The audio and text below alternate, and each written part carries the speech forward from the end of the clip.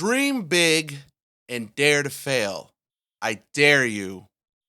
That is what James Hetfield, the lead singer of Metallica, said during their acceptance speech when they were accepted into the Rock and Roll Hall of Fame. Now, to be fair, he probably was talking about musicians because it was a music ceremony, but something about that sentence always stuck with me. Even all those years back then, like it still resonates with me now. Whenever I have an idea, I'm saying, is this a good idea? Is this a bad idea? But we only have one life to live, and I feel we owe it to ourselves to live the best life we can unapologetically. That being said, I think we should take a little trip back in time. Not 2019 when I first started streaming, not 2015 when I started my quote unquote filming company, not 2012 when I started my music blog, and we got to go a little bit back, 2006. That way you can get a peek from the outside of where it all began.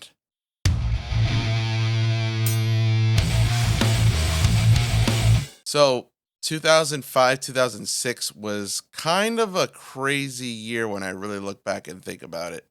I didn't realize the snowball effect that would take place when I started watching stuff like Red versus Blue or other people in the Halo 2 scene where they would make movies, but it was just mods that removed the HUDs and capture cards. And I thought, oh, I've always, growing up, I always wanted to be a movie director, make my own movies. I don't know where it came. I just loved watching movies as much as I could growing up. And then I saw everybody would upload their own footage and stuff, short films. And I said, I want to do something like that. So I asked my dad, I was like, hey, can we go to CompUSA? Rest in peace, CompUSA. Gosh, and before anybody asks, my back is fine. But I said, can we go to CompUSA and buy a capture card? And he was like, what's a capture card? And I'm like, well, you just plug it into your computer and it just captures what's on the TV. And my dad, he was always very supportive of any endeavor I had. So we go in, plug it, install it.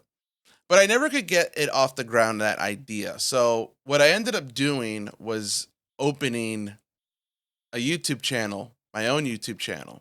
And I figured out how to upload videos of my gameplay to YouTube.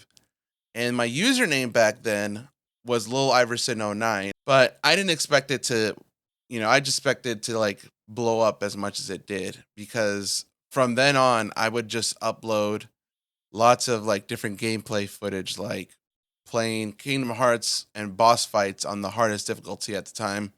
I would then play entire story mode missions of like the first 3 Spider-Man movie games, The Punisher, and even whole cutscenes.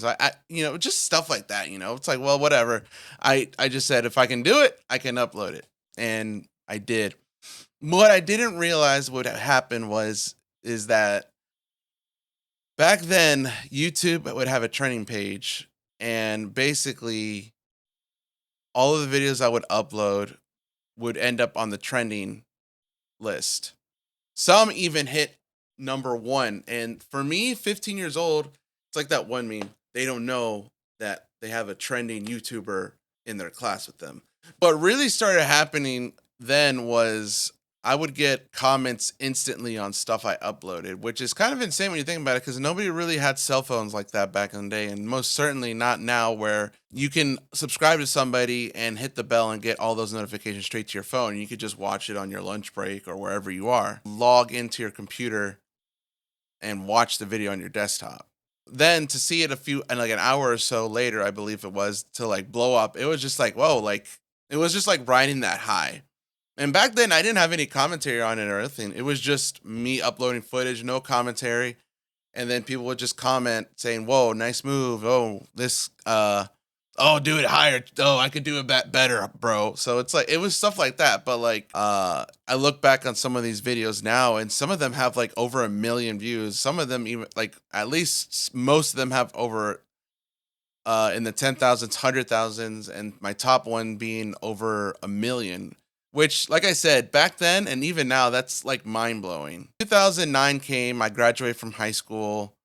My computer with the capture card pretty much fried, so I ended up just getting a laptop, and then that was it for Lil Iverson '09's adventures. And for a good while, like I think maybe 3 years, so yeah, 3 years, I didn't do any sort of content creation. And then towards 2012, I started listening to a lot of different types of music in the alternative music scene. I started reading a lot of alternative press, followed all the music sites back then. Under the Gun, shout out Under the Gun. Shout out to Absolute Punk, which is now Chorus FM. Oh gosh, this is really dating stuff, but I grew a lot and I liked what they were doing. I said, I don't know if I'd be good enough to be in on their level. So why not make my own? And I did. I started a website called Richardthinks, Richard being obviously my first name. And I would just upload like a bunch of I would just write out a bunch of reviews of stuff. Like I went to concerts, I wrote my thoughts on it. Some of them good, some of them bad. Some of them might have ended me up on a little bit of some bands' blacklist, so to speak. Fast forward summer 2012, we got I was invited out to go interview bands at the Vans Warped Tour. Yes, R.I.P. Vans Warped Tour. Please come back, Kevin Lyman. Please come back. Please, we need this. But anyways, then that's where it all started going, where I didn't imagine it would start going. We would get opportunities to interview bands. I remember the first summer I interviewed We Are the In Crowd, Tonight Alive, Rise to Remain. Hello, I'm Ben Bruce from Asking Alexandria, and you're watching Richardthinks.org. What's up? I'm Spencer from Ice Nine Kills, and you're watching Richardthinks.org. Now, fast forward to 2019. I had seen a few of my mutual friends on Facebook talking about Twitch. I'm like, what's Twitch? And basically just discover this whole platform of live streaming, building a community. And I thought to myself, wow, so people actually do that. And I thought to myself, I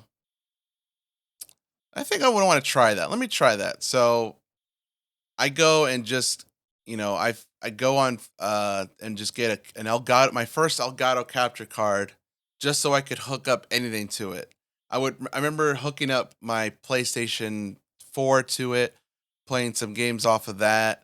Also, some computer games I had. One of the coolest moments is that in 2020, right in the middle of COVID, I had a fundraiser for mental health, Hope for the Day. We raised $420.69, and I kid you not with that total. We did a whole marathon of playing the Spider-Man 3 games because, that was what my old channel, Lil Iverson '09, was based out of. And then, we had everybody coming in, chipping in, and just that small effort just was really inspiring me. I look back on that day with a lot of fondness and think to myself, wow, the sky really is the limit here. And in 2019, opening up a Twitch channel, I didn't realize half of the stuff that I would achieve. I didn't content and how much content creation would be still involved in my life all these years later. So thank you again to Respawn for inviting me out for the second year of Recruits Invitational. Whether I get eliminated today, this week, or we get on to the next, I'm still happy to be even mentioned in a group of all of these amazing creators, being in the same space as them. Like James Hetfield says, dream big and dare to fail. I dare you. Thank you guys again. LPxDC signing off.